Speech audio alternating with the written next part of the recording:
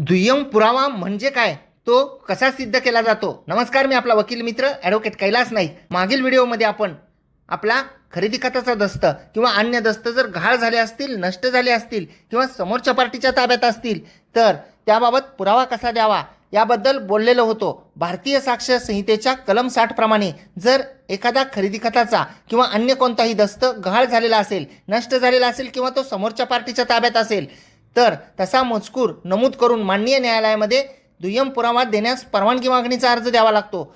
त्यासोबत ज्या दस्ताबाबत पुरावा द्यायचा आहे त्या दस्ताची सहीशिक्क्याची नक्कल माननीय न्यायालयामध्ये दाखल करावी लागते व माननीय न्यायालयास वरील प्रमाणे कारणे पटवून दिल्यानंतर माननीय न्यायालय हे दुय्यम पुरावा देण्यास परवानगी देतात व त्यानंतर त्या सहीशिक्क्याच्या नकलेवरून पुरावा देता येतो. म्हणजेच त्या दस्तातील देणार घेणार किंवा साक्षीदार यांची साक्ष घेता येते. ती साक्ष झाल्यानंतर त्या दस्तास निशाणी नंबर पडतो व तो दस्त पुराव्याच्या कामी वाचला जातो.